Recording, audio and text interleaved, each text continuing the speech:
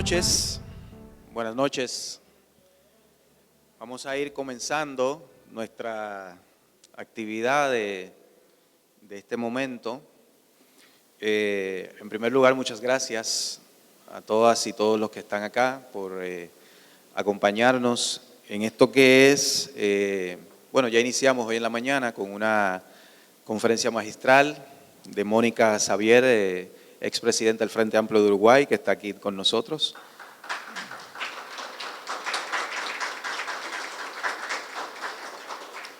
Dimos inicio esta mañana al coloquio internacional Gobernar para la Transformación a 60 años del gobierno del profesor Juan Bosch. Estamos inmersos en este momento en la Fundación Juan Bosch en un proceso de conmemoración, de recordación de lo que fue el gobierno del profesor Juan Bosch, indudablemente el más democrático y progresista de la historia dominicana y un referente latinoamericano, ¿no? de transformaciones, incluso de medidas que ya eran de avanzada para la América Latina en aquel tiempo del 1963. Entonces, esto es lo que nos convoca el día de hoy y que en este momento, para esta actividad que es muy especial, porque, entre otras cosas, significa una articulación de la Fundación con el CIPAF, ¿no? Que es una institución que tiene un rol muy importante en nuestra sociedad dominicana y este evento siempre se pensó desde esa idea de articular instituciones que nos podamos juntar para desarrollar estas actividades que tienen una incidencia importante dentro de nuestra sociedad. Por eso es muy importante esta actividad, es muy importante por el tema que toca, ¿no? Un tema que tiene que ver con la inclusión, políticas públicas dirigidas a fomentar que más mujeres participen de la toma de decisiones públicas, ¿no? Alguna autora por ahí habla de la feminización del poder, que es una categoría que a mí me parece sumamente interesante, incluso desde una perspectiva decolonial.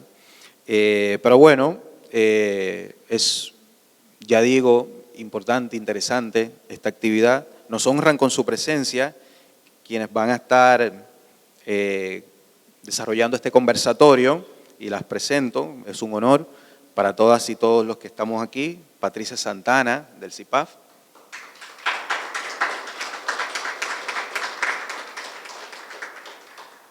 Paula Rodríguez, de la Fundación Friedrich Ebert. María Graciela Cuervo, de la Red Feminista Sur Global. Y bueno, sin mayor preámbulo, reiterando el agradecimiento porque nos acompañan esta noche, las dejo acá con las protagonistas de esta noche, nuestras compañeras. Así que muchísimas gracias nuevamente.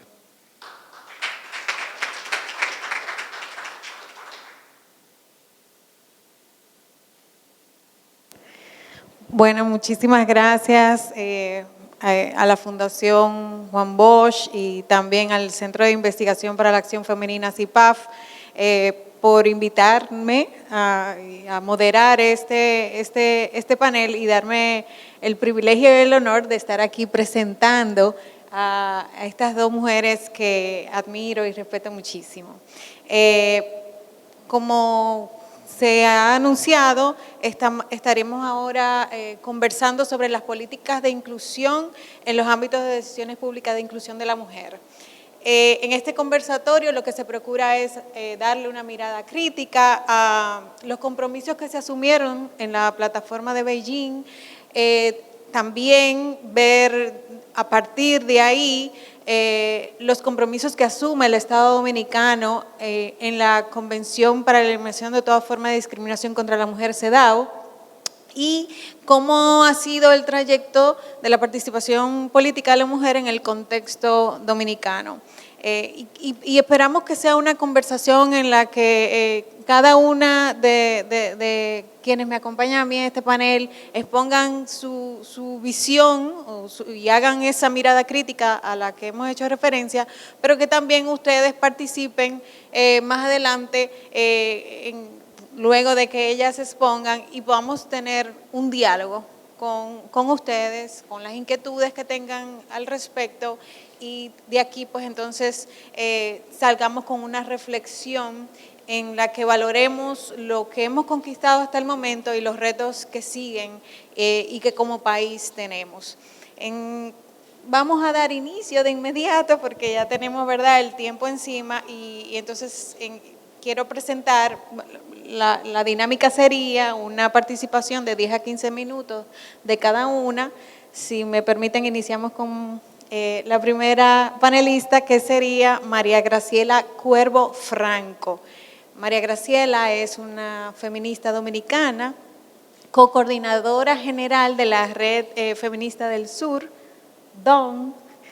Es licenciada en Derecho con un máster en Políticas Laborales y Globalización. Antes de incorporarse a DON, María Graciela fue responsable del programa del Consejo Internacional para la Educación de Personas Adultas.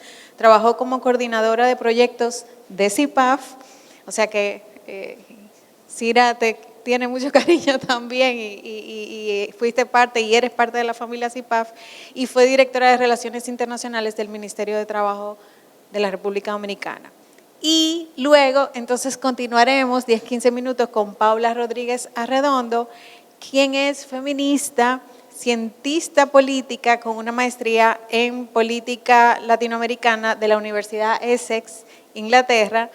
Es madre de Luna, y así a ella le gusta presentarse, madre de Luna, de Gael y de Maya, y actualmente es coordinadora de proyectos de la Fundación Frederick Ebert para RD y Cuba.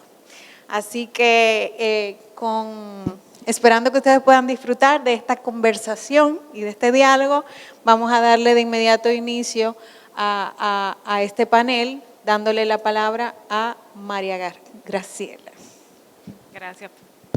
Gracias Patricia, gracias al público que nos acompaña y sobre todo a CIPAF y a la Fundación Bosch por la invitación. Tal como dice Patricia, hay un cariño viejo con CIPAF.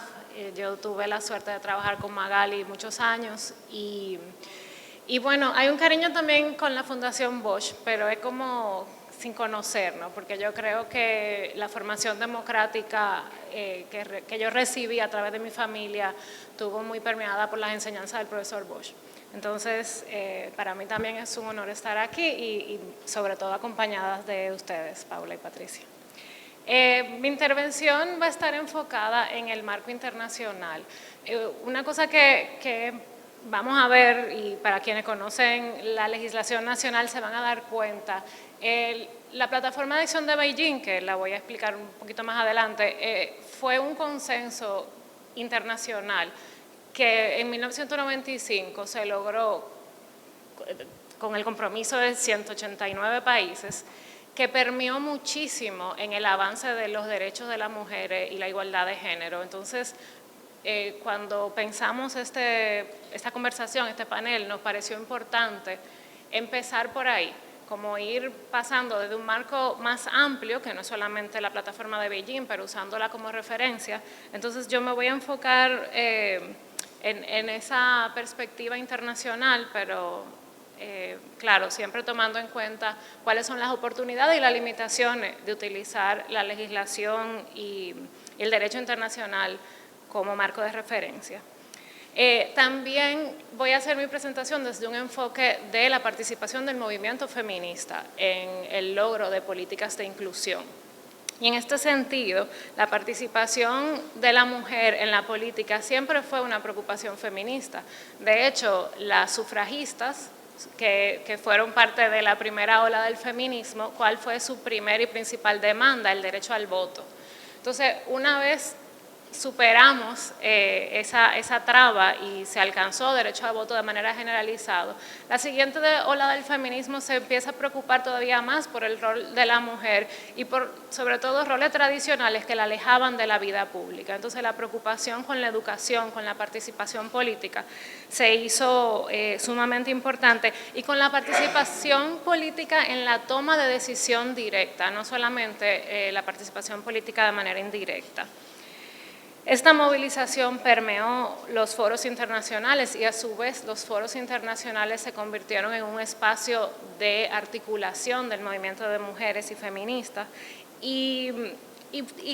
o sea, logró que la participación política se considerara como un derecho fundamental. Sin participación no hay democracia.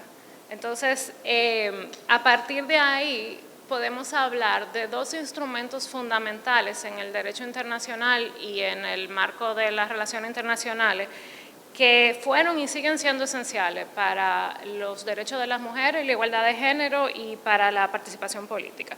El primero es la Convención sobre la Eliminación de todas las formas de discriminación contra la mujer, que por sus siglas en inglés le dicen CEDAW. Me van a disculpar que yo voy a decirle así porque es mucho más fácil que leer la convención entera. Esta convención se logró en 1979 y el impulso para llegar a esta convención viene de la primera conferencia de la mujer en 1975 que organizó las Naciones Unidas. Y esta conferencia se considera como la Carta Magna de los derechos de las mujeres. De hecho, al día de hoy todavía se utiliza como es una convención, es vinculante, fue ratificada por el país y por los 180, para que entrara en vigor los 188 países que en ese momento formaban parte de Naciones Unidas también la ratificaron. Entonces, como Carta Magna de los Derechos de las Mujeres, digamos, contiene disposiciones directamente relacionadas con la igualdad y la participación política de las mujeres. En su artículo 4 contempla la adopción de medidas especiales, ya sean de carácter temporal, para acelerar la igualdad de facto entre la mujer y el hombre. Y ese artículo se ha utilizado como sustento jurídico de mecanismos de cupos o de cuotas para la participación política de las mujeres. Luego los artículos 7 y artículo 8 ya mencionan más directamente la eliminación de la discriminación de las mujeres en la vida política y pública, y el artículo 8 puntualiza las medidas para garantizar la representación de las mujeres en el plano internacional y en organizaciones internacionales. Más allá de su articulado y el uso que tiene a la hora de reclamar su estatus obligatorio como un tratado vinculante, a través de la recomendación ha habido un impacto considerable porque hay un mecanismo de revisión de los estados hacia su cumplimiento.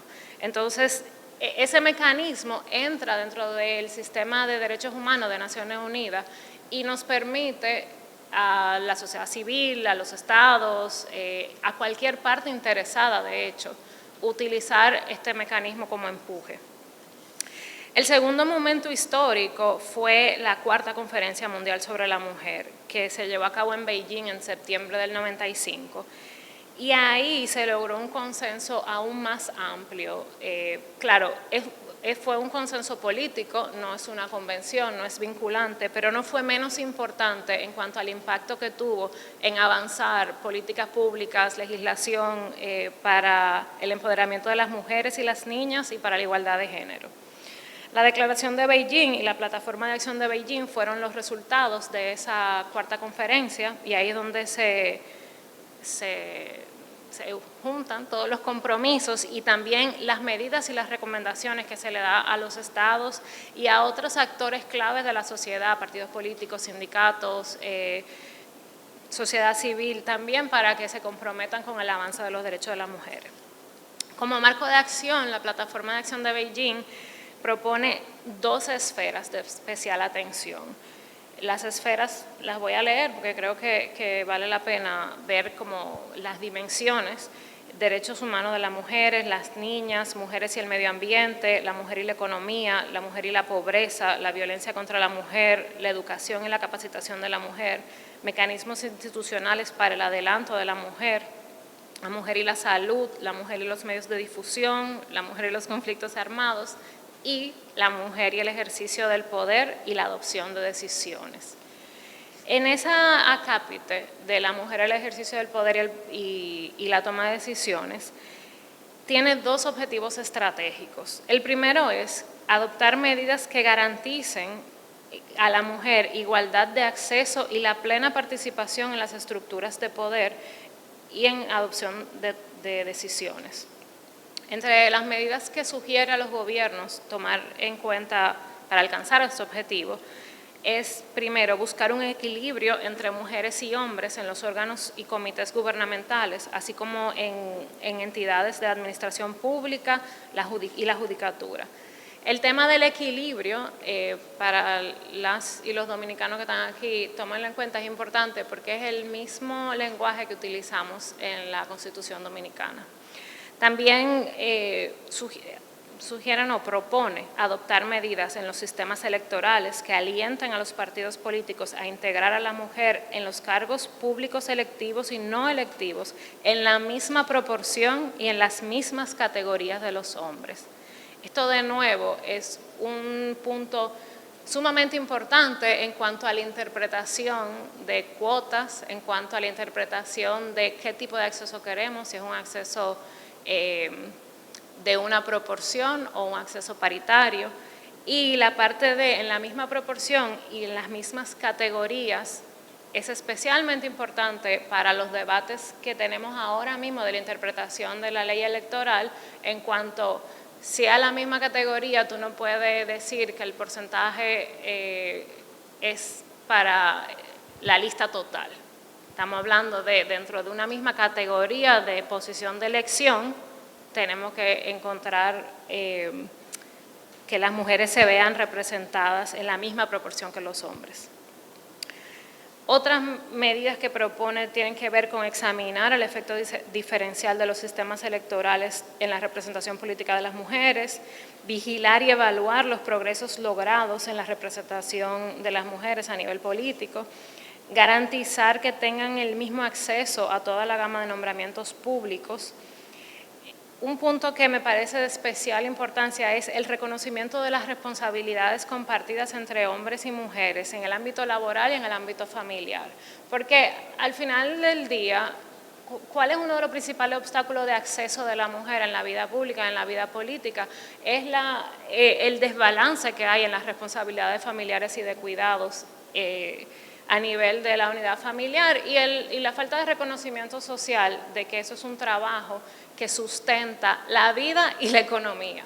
Entonces, quizá de estas medidas que mencioné, no todas podemos decir que se han tomado en cuenta en la misma medida, valga la redundancia, pero sin duda han sido de gran impacto para el desarrollo de políticas públicas a nivel nacional.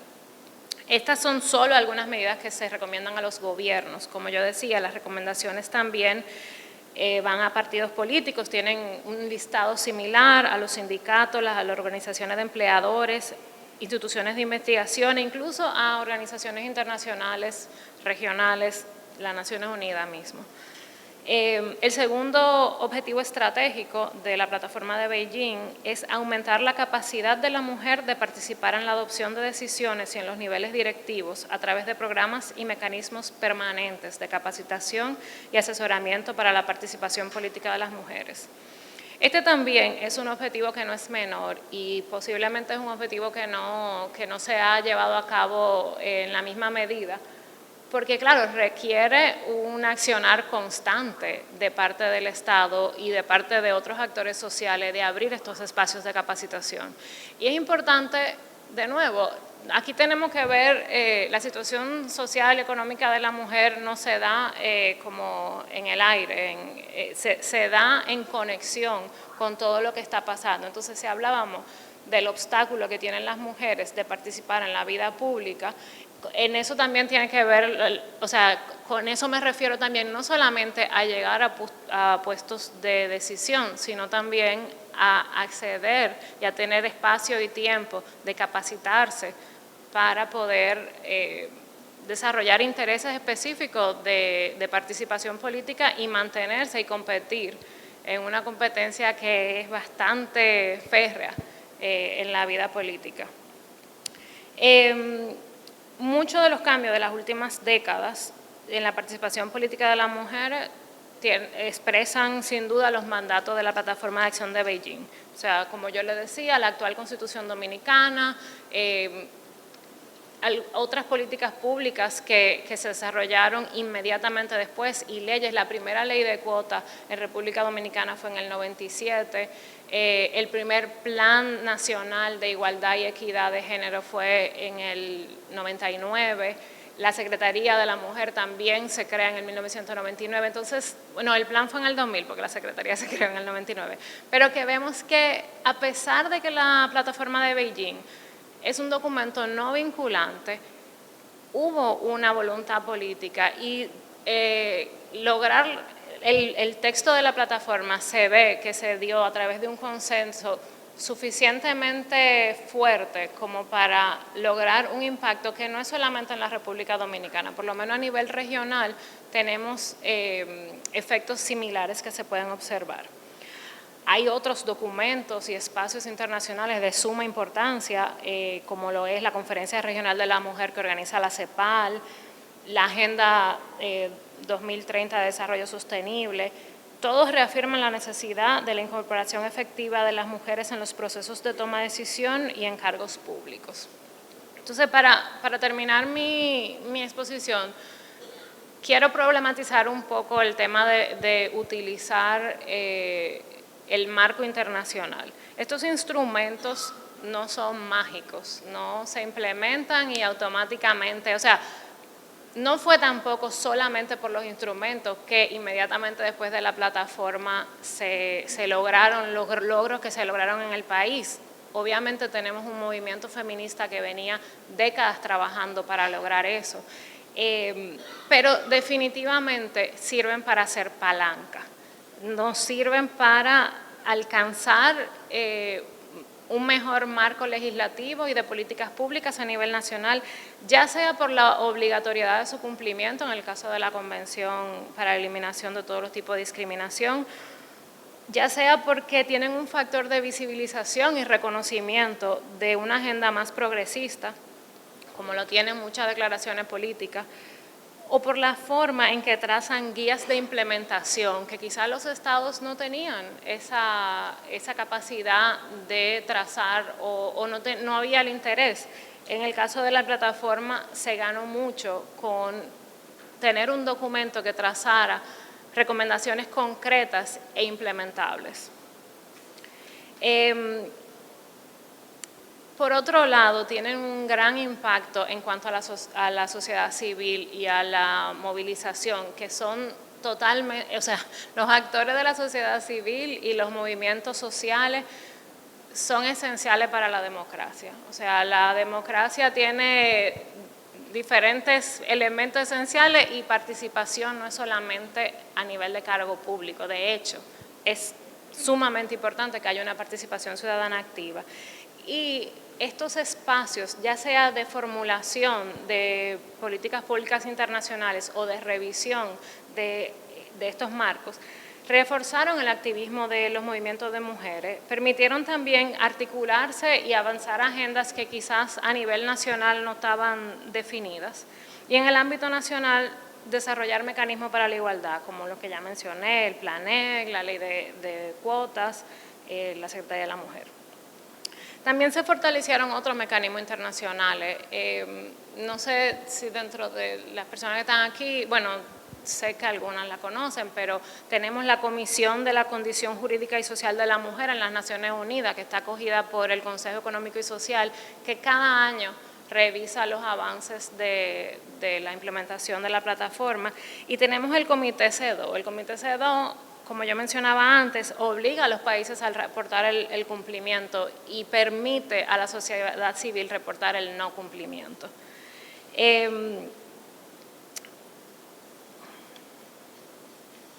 Quizá la principal limitación que pueden tener estos documentos internacionales, sin importar que sean vinculantes o no vinculantes, es cuando las premisas que traen no tienen un impacto en el marco legal nacional o no tienen un impacto en la reivindicación de los movimientos.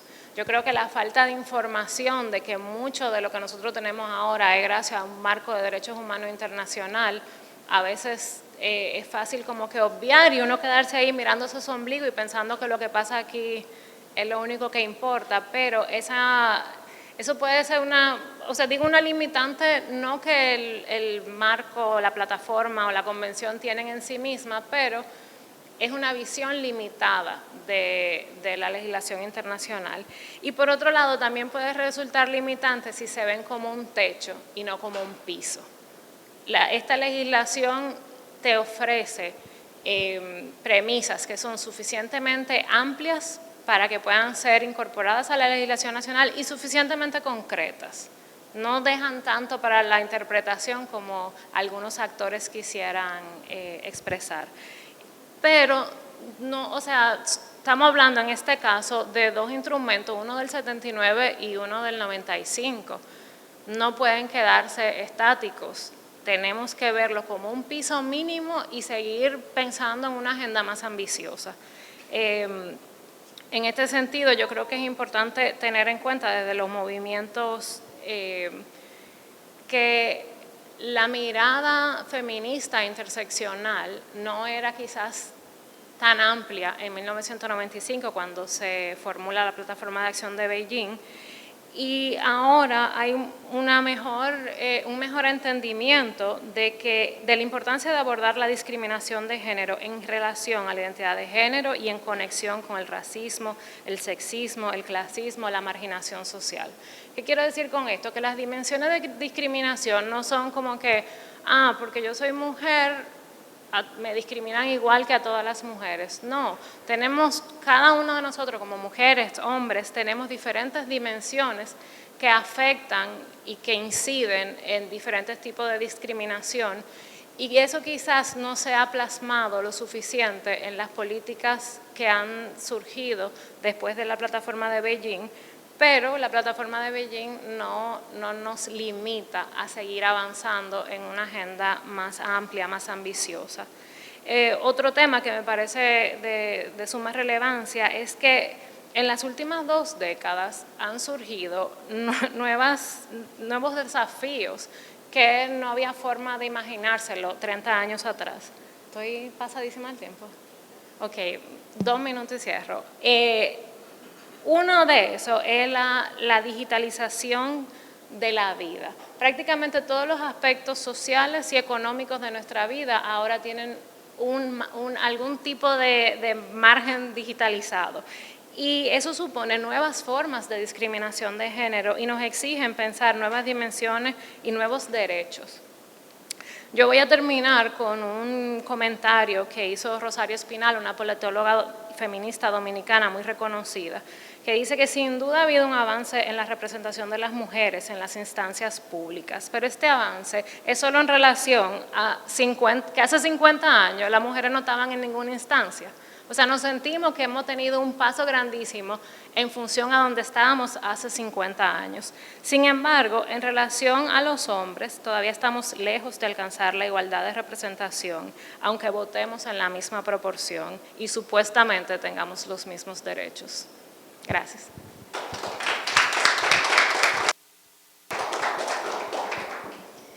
Muchas gracias, María Graciela. La verdad que es súper interesante dar una mirada a ese contexto, a esa legislación internacional que nosotros como país a veces no la queremos ver o la vemos muy por arribita o la usamos de adorno, como digo yo cuando voy a los tribunales y me colocan en una sentencia, la sociedad dice tal cosa, pero en la práctica es totalmente diferente.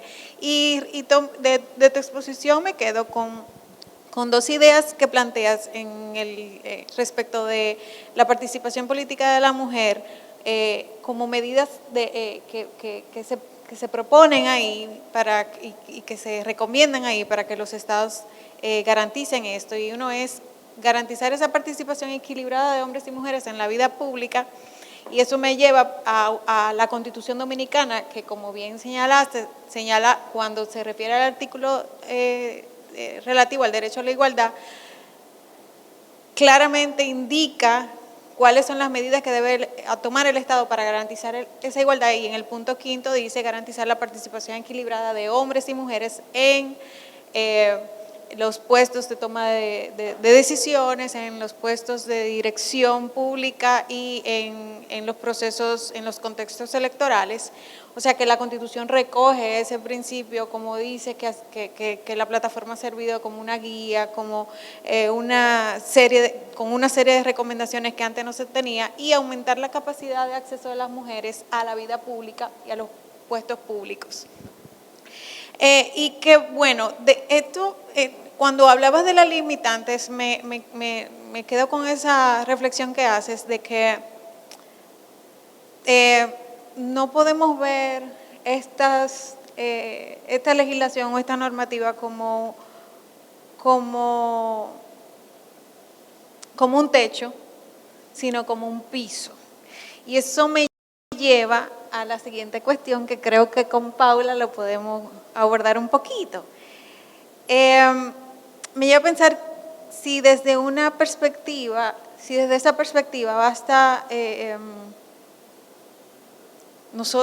movimiento de mujeres y el feminismo dominicano se limitaría, o basta con limitarse a entender ese concepto de equilibrio que recoge que plantea la plataforma y que recoge la Constitución Dominicana, si nos conformamos con hablar de equilibrio o si podemos comenzar a hablar de avanzar hacia la paridad. Buenas noches, muchísimas gracias Patricia, muchísimas gracias Mara Graciela, CIPAF, a la Fundación Juan Bosch por este espacio, esta conversación. Bueno, en relación a la pregunta de Patricia concreta, he titulado esta conversación que vamos a tener disputando la paridad. Entonces creo que sí que es necesario avanzar hacia la paridad y que la discusión en el centro es eso, la paridad y como un elemento clave para la democracia. Resulta evidente que el marco internacional presentado por María Graciela ha permitido que República Dominicana avance en ciertos temas claves relacionados con las situaciones de las mujeres y con la participación política en particular. Sin esto, sin la CEDAW, sin la plataforma de Beijing, el panorama en el país sería mucho más grave. Mi conversación va a estar centrada en 3 puntos. Primero voy a plantear, vamos a ir a lo nacional presentando una foto, una situación actual sobre de dónde partimos, cuáles son los datos principales en relación a la participación política de las mujeres. Luego voy a hablar sobre los principales obstáculos y retos para la participación política de las mujeres, abordando un ejemplo concreto sobre la articulación de mujeres políticas muy reciente en torno a la presentación de una acción de inconstitucionalidad para garantizar la participación política, su participación política en las próximas elecciones, y luego compartir algunas ideas sobre cómo avanzar.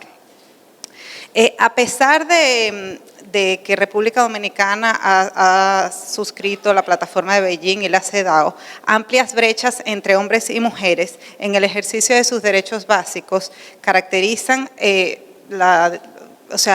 están presentes en el país y limitan la calidad de la democracia. Ser mujer en República Dominicana es enfrentar altos niveles de vulnerabilidad, vulnerabilidad socioeconómica con altos índices de feminización de la pobreza, 110, por cada 100 hombres, 118 mujeres son pobres, la tasa de desocupación de las mujeres representa el doble que la tasa de los hombres, existen altos niveles de violencia en espacios públicos y privados, y para esto resaltar la alta tasa de feminicidio, que ocupamos el 4º lugar a nivel regional, y a esto se suma la bajísima participación de mujeres en espacios de poder. Según el informe global de la brecha de género del 2022 que publica el Foro Económico Mundial, específicamente cuando analizamos el indicador de participación política, República Dominicana ocupa la posición 88 en un ranking de 153 países. En República Dominicana tiene una posición muy rezagada con respecto al resto de los países de la región. A la fecha, solo 2 de 23 ministerios están dirigidos por mujeres y las mujeres en el Congreso no llegan al 30%. tanto la plataforma de Beijing, como mencionaba Ana Graciela, y la CEDAW han permitido que en República Dominicana se establezca un marco legal y normativo y sin duda la política de cuotas ha jugado un rol clave. En 1997 se inicia la política de cuotas con un 25%, luego en el 2000 aumenta al 33% y actualmente con las leyes 3318 de partidos y agrupaciones y movimientos políticos y la 1519, la ley orgánica del régimen electoral, la cuota se estableció 40-60. También en la Estrategia Nacional de Desarrollo y en el Plan 3, se establece como prioridad la participación política de las mujeres de manera igualitaria. Sin embargo, existen estas leyes y nos hemos acogido a esos tratados internacionales, pero esto no se está traduciendo en una participación real ni en una representación de las mujeres en los espacios de poder. Si ya vemos un poco los datos de la participación política de las mujeres a nivel congresual, en el 2016 se obtuvo el porcentaje más alto de la participación política de las mujeres en la Cámara de Diputados, cuando 59 mujeres de 190 escaños eran mujeres, o sea, 59 representantes de 190 escaños eran mujeres, eso representa el 31.05%. En las elecciones del 2020 no evidenciaron avances, por el contrario, en algunos de los cargos hay leves disminución, en el Congreso, por ejemplo, 52 mujeres de 190, y un indicador acá interesante que creo que tenemos que analizar en este sentido es el alto porcentaje de mujeres en la Cámara de Diputados que han sido reelectas de 1 a 5 veces. Es el 30%, o sea, el 30% de mujeres en la Cámara de Diputados han sido reelectas y esto nos hace pensar la necesidad de impulsar candidaturas femeninas nuevas, o sea, y un relevo para que haya un relevo en las cámaras. ¿Cuáles son los retos? Bueno, aquí voy a mencionar 3 retos principales. Los retos son multidimensionales, transversales, nos pasan por la vida, por el cuerpo de las mujeres políticas, de las mujeres en todos los espacios, en el cotidiano. El primer reto tiene que ver con la cultura machista y patriarcal que sigue imperando en todos los niveles de la sociedad y se reproduce al interno de las organizaciones sociopolíticas. Esto establece relaciones desiguales de poder, es decir, las mujeres no habitamos en espacios neutros y hay un interés y una práctica manifiesta para impedir la participación de las mujeres en los espacios de tomas de decisiones, lo cual representa un gran reto. El segundo reto tiene que ver con la injusta división sexual del trabajo, de cuidados, y gracias María Graciela por abordarlo. Esta injusta división sexual del trabajo de cuidados resulta en una pobreza de tiempo para las mujeres y en República Dominicana concretamente las mujeres dedican aproximadamente 20 horas más por semana que los hombres en el trabajo de cuidados. Mientras las mujeres cuidamos en nuestros hogares en 31.2 horas, los hombres cuidan 9.6. Entonces, muchas de las mujeres no tenemos tiempo para participar en reuniones políticas, buscar financiamiento, establecer alianzas, etcétera. Y el tercer reto que quiero resaltar, y es en el que me voy a enfocar más durante el resto de la presentación, es la escasa existencia de espacios a lo interno de las organizaciones sociopolíticas en que se dispute y se reivindique la paridad. Y esto va con la pregunta que hacía Patricia al principio. Las organizaciones sociopolíticas, no solo los partidos políticos, sino también los sindicatos, las organizaciones sociales y gremiales y las organizaciones de base, no conciben la paridad como una herramienta fundamental para su funcionamiento interno. Y, por tanto, no existe un proyecto político que busque garantizar y materializar la igualdad. Y quiero sostener este argumento con un ejemplo concreto que hemos vivido muy recientemente en relación a la ley 2023 del régimen electoral que se promulgó en febrero de este año.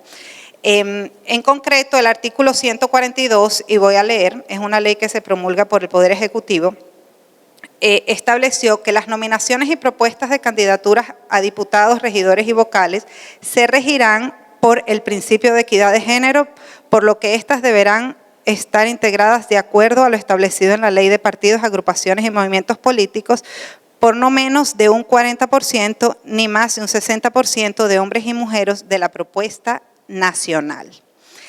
La aprobación por el Congreso y posterior promulgación por el Poder Ejecutivo de una ley con toda intención de obstaculizar la participación política de las mujeres en las próximas elecciones, y que es un hecho que previamente había sido juzgado en el marco de las elecciones de 2020, es el mejor ejemplo de que las organizaciones sociopolíticas no conciben la paridad y, peor aún, mantienen prácticas institucionales para boicotearla. En marzo de este año, cuando comenzamos un poco, bueno, las mujeres políticas y acompañadas por organizaciones de la sociedad civil como CIPAF, Profamilia y la FES comenzaron a intercambiar la idea de presentar una acción de inconstitucionalidad contra el artículo 142 que acabo de leer. Empezaron las consultas con muchas mujeres políticas de que si les interesaba formar parte de esta iniciativa de firmar una acción de constitucionalidad. Y cuando eran consultadas, muchas de sus respuestas eran, me interesa, pero debo consultar con la dirigencia. Yo voté por disciplina partidaria. Creo en eso, pero no puedo firmar.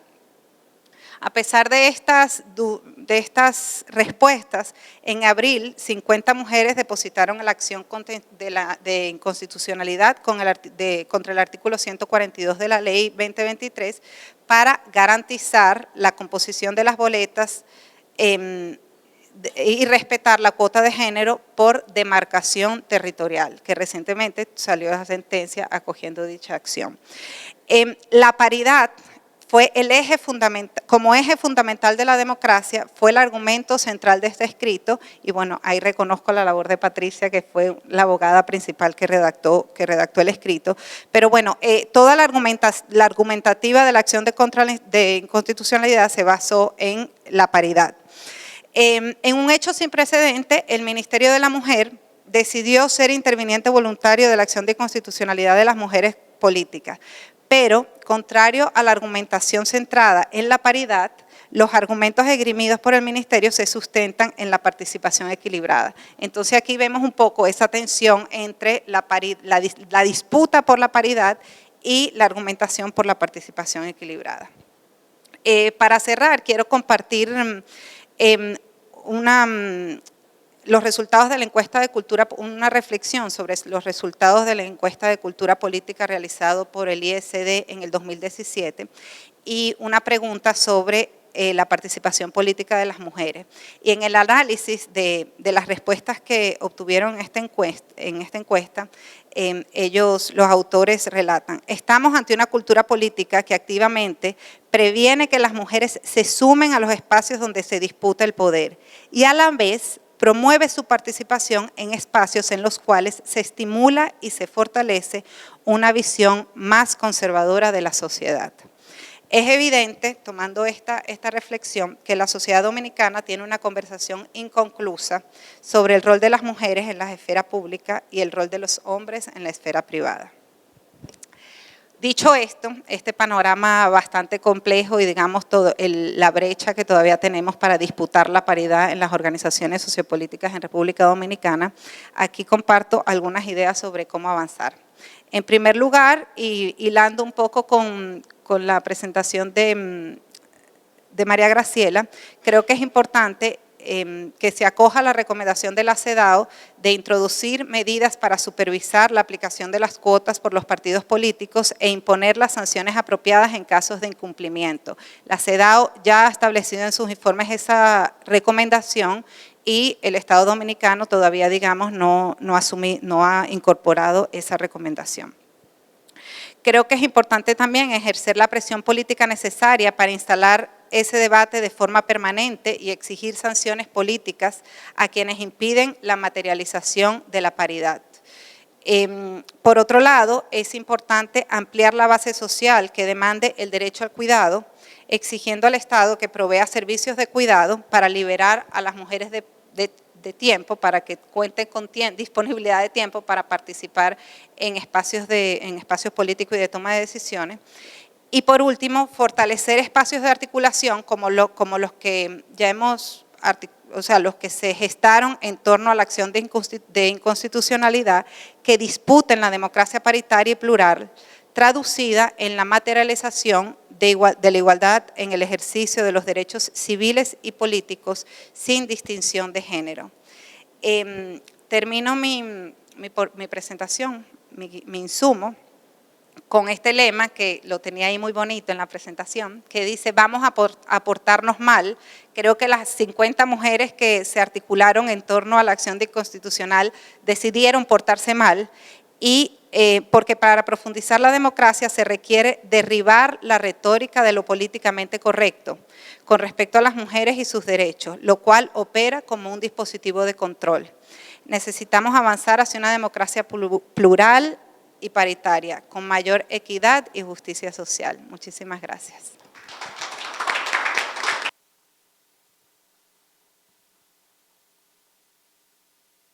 Ok, entonces vamos a seguir portándonos mal.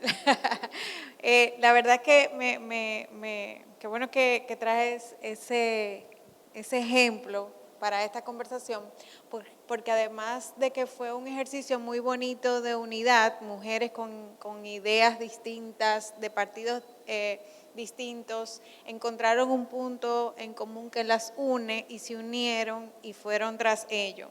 Y entre las cosas que las mujeres enfrentaron, incluso después que la acción fue interpuesta, tú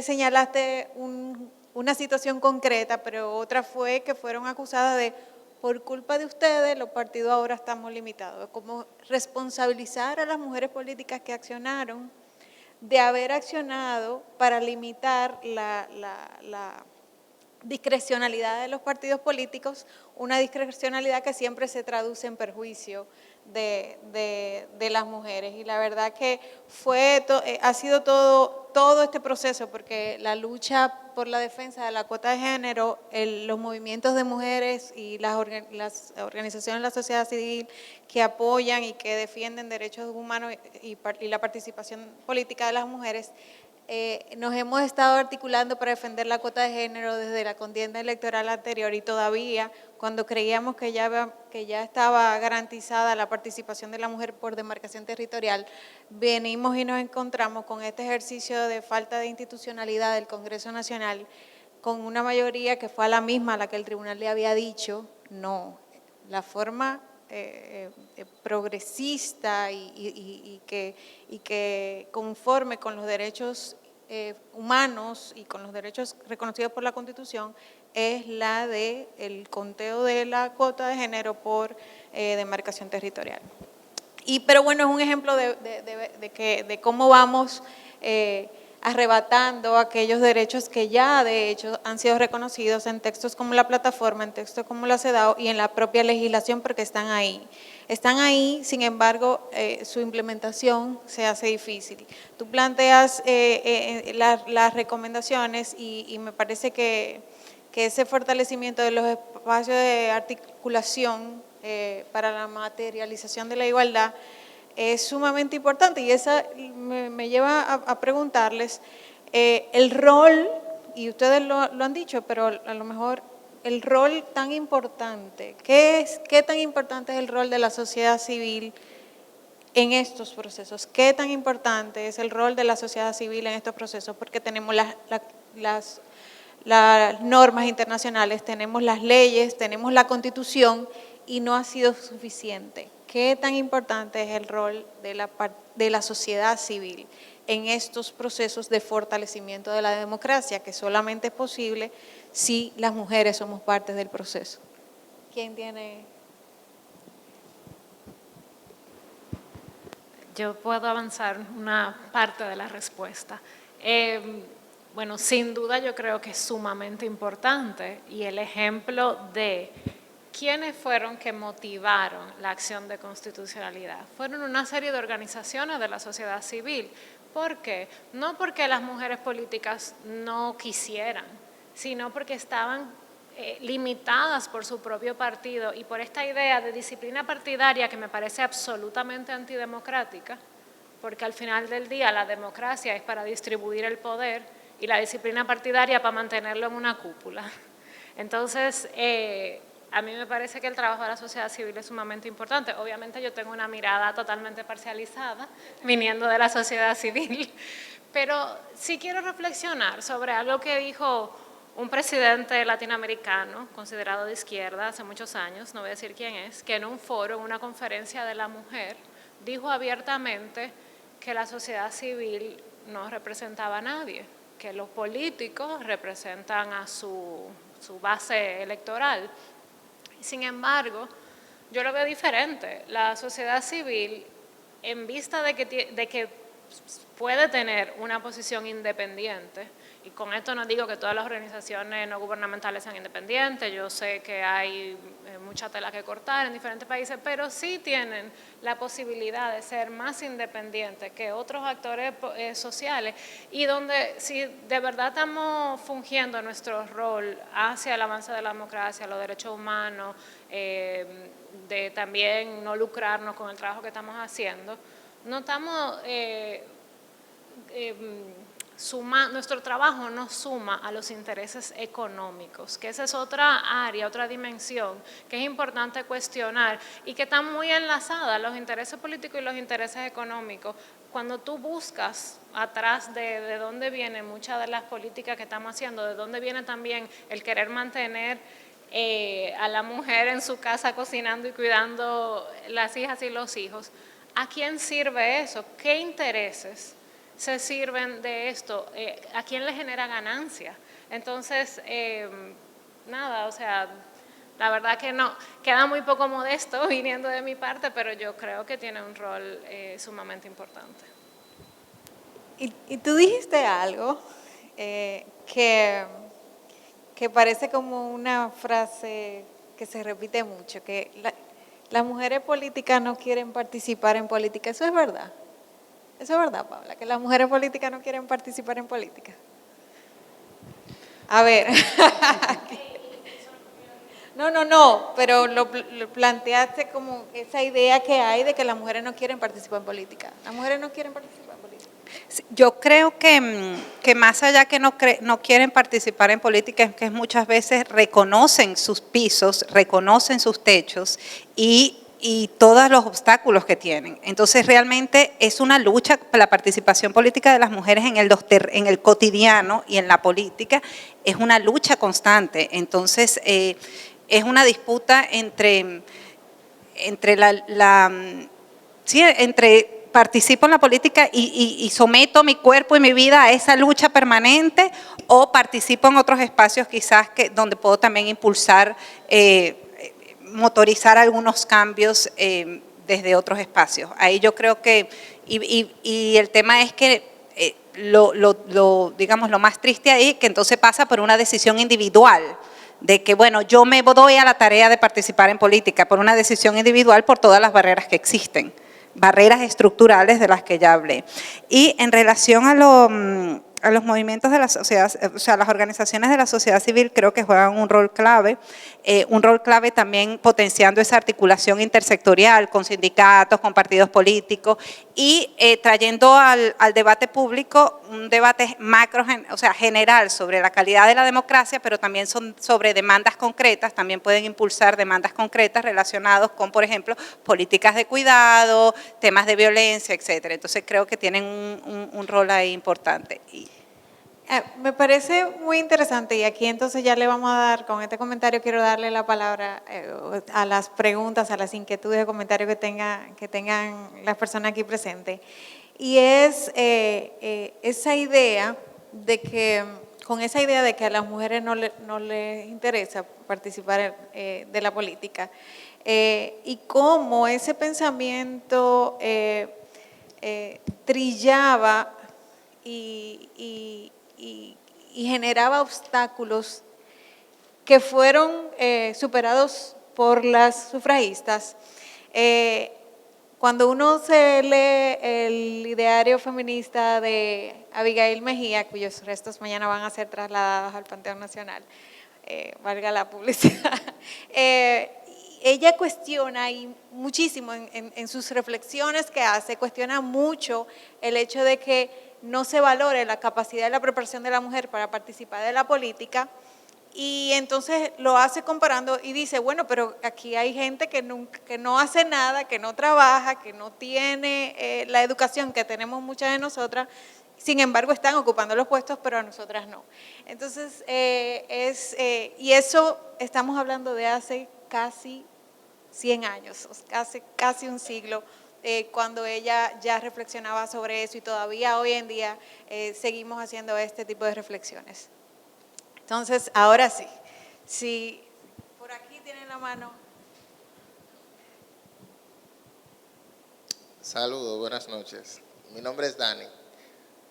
Mi pregunta es, ¿cuál es la función y de dónde nace ese comité que se llama C2?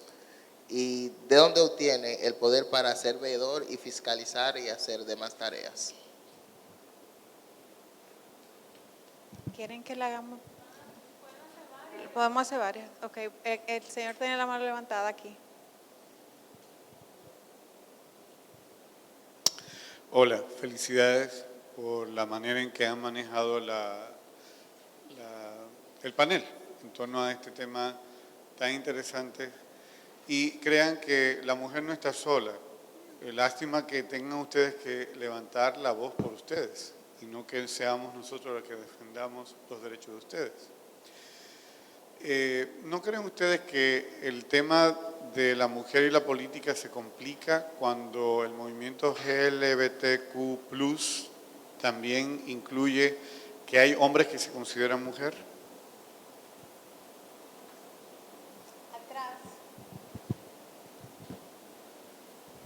Sí, gracias.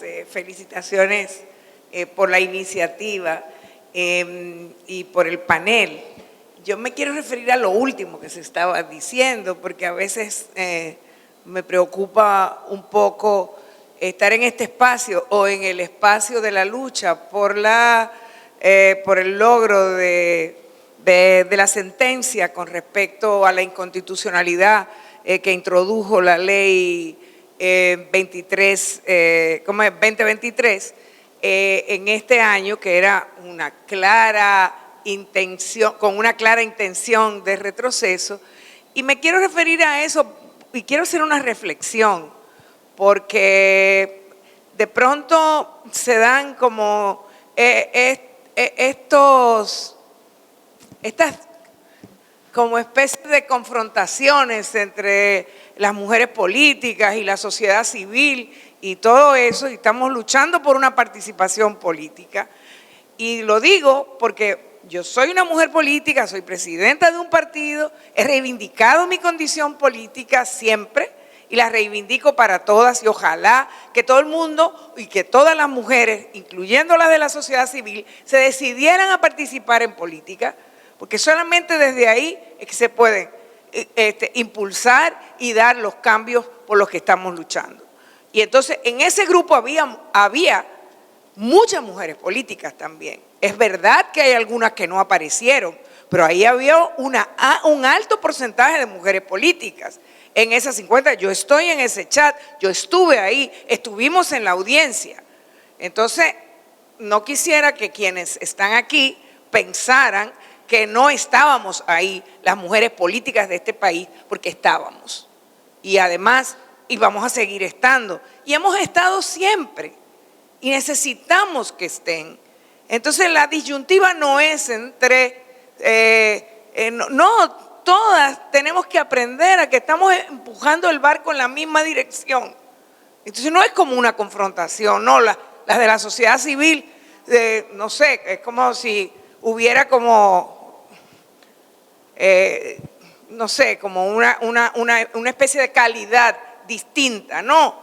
La calidad nos la da la militancia en la defensa de los valores de la participación de las mujeres. Todas tenemos que hacerlo. Y además estamos haciéndolo para que haya mujeres, para que sean incluidas.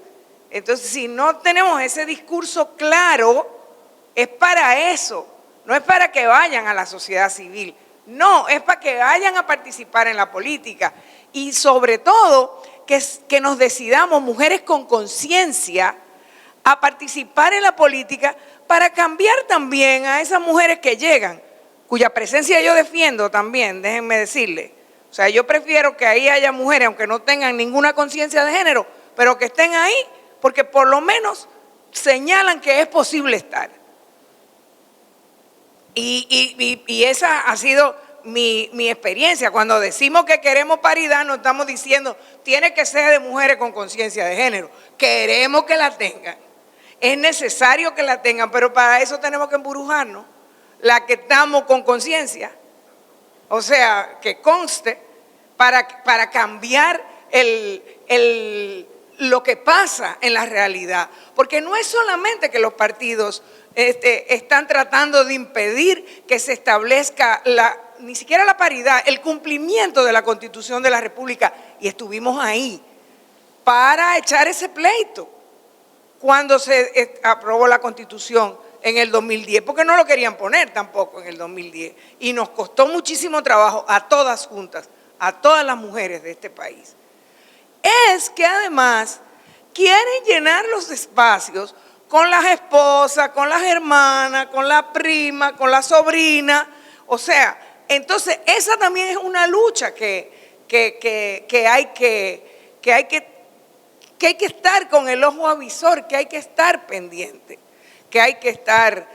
pendientes. Y lo quería decir, hay muchas mujeres en este país, muchas mujeres políticas que estamos en la política y que vamos a seguir estando, y que creo que nuestra participación hace la diferencia. Sí, la verdad que muchísimas gracias.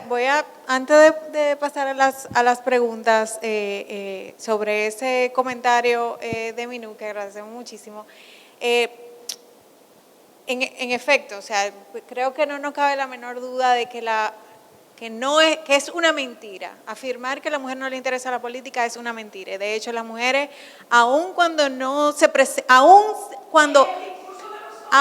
sí, es el discurso de los hombres, aun cuando no necesariamente estén apostando por candidaturas, son las que están trabajando por los partidos, articulando, buscando votos, organizando actividades. O sea, el rol de la mujer en los partidos políticos sin duda es importante. Eso demuestra aún desde las bases su interés por participar de la política, pero también el interés de participar como candidatas en los procesos de selección de las candidaturas se manifiesta a través de acciones como esa, que como decía, en algún momento señalé, fue un ejemplo sobre todo de unidad, porque mujeres de distintos partidos políticos con distintas ideas se articularon para lograrlo, y fue un ejemplo de lo que se lucha, sobre todo cuando se lucha juntas. Y con relación al tema del rol de la sociedad civil, porque no tratamos de confrontar la sociedad civil con las mujeres políticas, sino que la sociedad civil tiene un rol sumamente importante en la vigilancia de los procesos, en la vigilancia del ejercicio del poder. Y obviamente que en estos procesos que tienen que ver con garantizar la materialización de esas recomendaciones y de esos compromisos del Estado Dominicano, de esos principios y esos mecanismos para garantizar la igualdad que consagra la Constitución y que consagra la ley, ahí la sociedad civil tiene un rol sumamente importante para fortalecer, de vigilancia y de fortalecimiento de la democracia, que ayuda incluso a impulsar a las candidaturas y a impulsar políticas de cumplimiento como esas, como el ejemplo que pusimos con el caso de la ley. Dicho esto, pues le dejo a ustedes la palabra para responder a las cuestiones que fueron planteadas y hacer su propio comentario en ese sentido. Gracias.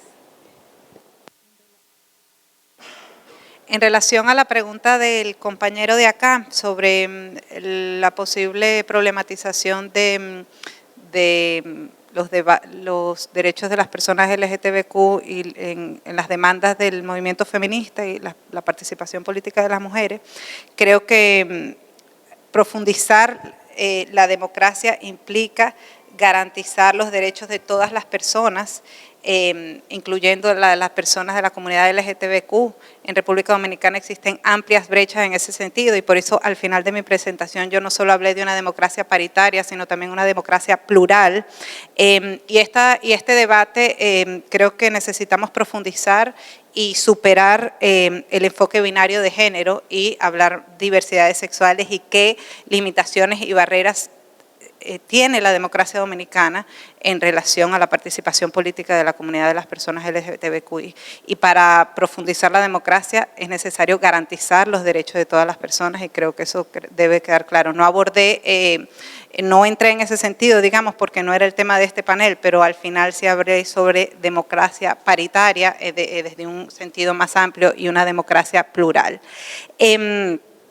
Y, bueno, Yasmín se paró, pero quería reconocer la labor de las 50 mujeres que se sumaron a la acción de, o sea, que asumieron, digamos, la acción de constitucional, no se sumaron, la asumieron, la acción de constitucionalidad, y de muchas otras que han estado empujando el movimiento, y sin duda, sin las mujeres políticas y su labor, no solo ahora, sino desde las mujeres sufragistas políticas y las sufragistas, no estaríamos aquí. Entonces, desconocer el trabajo de las mujeres políticas en la historia política dominicana, estaríamos errando. Entonces, en ningún momento quise minimizar eso, si fue por mí el comentario. Sí, yo estoy totalmente de acuerdo con lo que tú dijiste y también hice como una rápida autorreflexión, que fue lo que yo dije, que pudo haber sido mal interpretado. Pero yo quiero tratar de responder dos comentarios, pregunta en uno, con la idea de que no podemos dejarnos chupar por los discursos trampa. En este país hay mucho discurso, en el mundo ahora mismo hay mucho discurso trampa. Un discurso trampa, por ejemplo, es decir que el sector privado es igual a eficiencia. Y atento a eso, tenemos mucha gente del sector privado en puestos de decisión. Otro discurso trampa es confrontar la sociedad civil con el gobierno o con los puestos de elección, de que son como dos cosas que están en contra. Eso no es así y de hecho vemos constantemente cómo fluctúa gente de la sociedad civil al gobierno, del gobierno a la sociedad civil en diferentes momentos de la acción política, porque en ambos casos se está dando una acción política. Podemos vernos en un lugar o en otro. Y la realidad es que, por lo menos desde el feminismo y la articulación de mujeres políticas, siempre hemos visto mucha contribución. O sea, como que yo creo que más que nada hemos caminado juntas hacia objetivos comunes que otra cosa. Otro discurso trampa es pensar que agregar más gente a los espacios te quita espacio. Entonces, la idea de que agregar las personas LGBTIQ+ a la política complejiza la participación política de las mujeres, yo creo que es un discurso trampa, porque sería lo mismo decir que la participación política de las mujeres complejiza la participación de los hombres. Entonces, al igual que Paula, creo que tenemos que tener y ejercer una idea de participación política que siempre sea diversa, que siempre sea representativa, no solo de la mayoría, sino y sobre todo debiera ser representativa de las minorías que tienen menos voz, menos poder en sentido general. Voy a responder claramente y rápidamente. El CEDAW yo te decía al principio, es una sigla en inglés que significa Convención para la Erradicación de todas las formas de discriminación contra la mujer. Es un convenio internacional, es una ley internacional que todos los países que la ratifiquen la tienen que cumplir. Se creó un comité para dar seguimiento a ese cumplimiento de esa convención y ese comité periódicamente, más o menos cada 3 o 4 años, revisa por país el proceso y eso está en el marco de las Naciones Unidas. La realidad es que el derecho internacional público tiene sus limitaciones.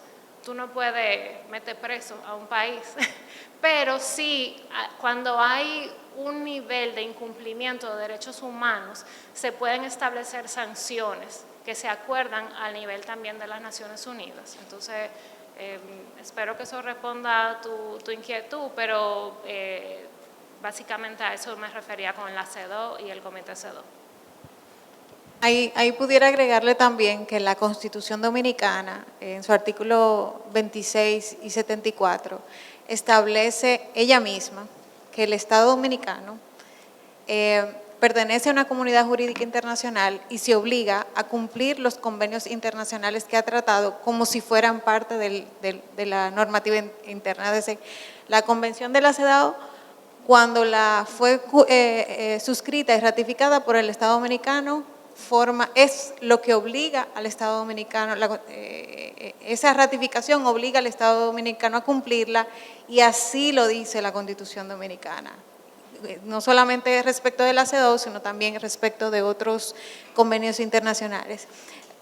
Minú reflexionaba sobre la instrumentalización de las mujeres en la política, y eso me parece también, a lo mejor podemos cerrar con eso ya este panel.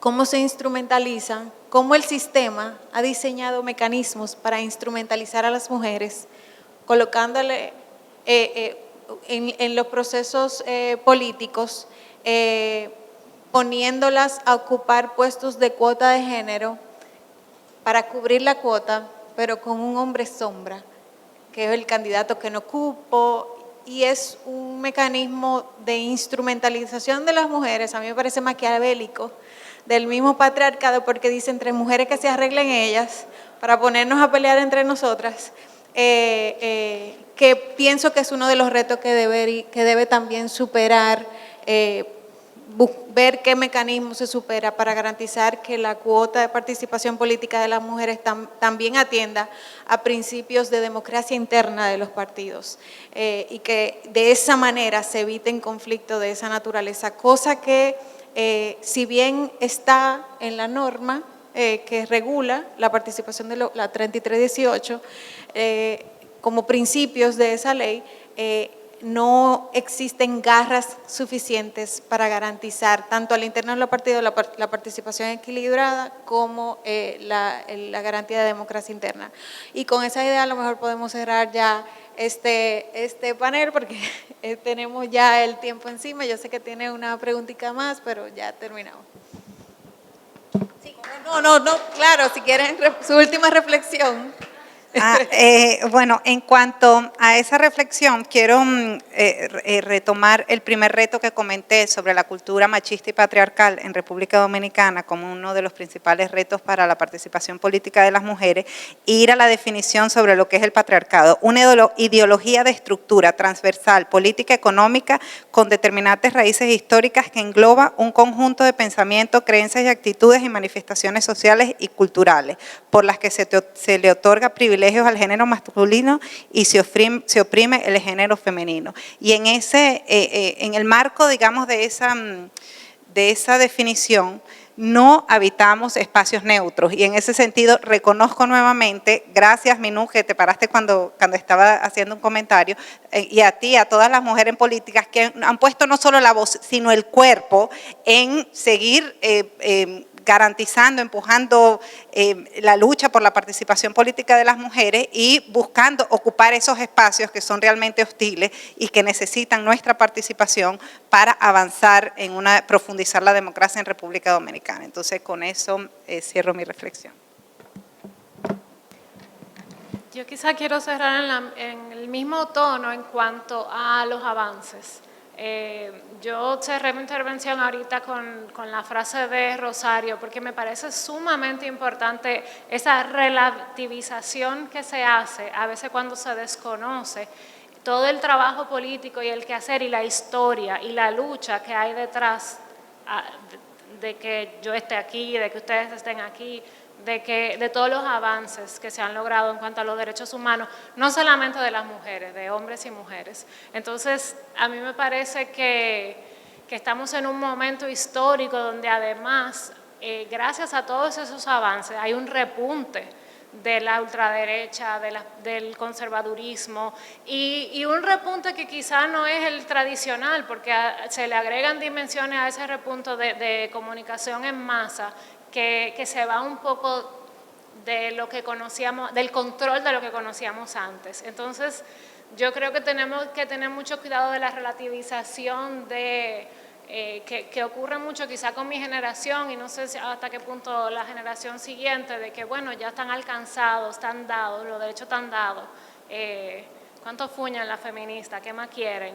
No, la verdad que queremos mucho más porque los derechos no están dados.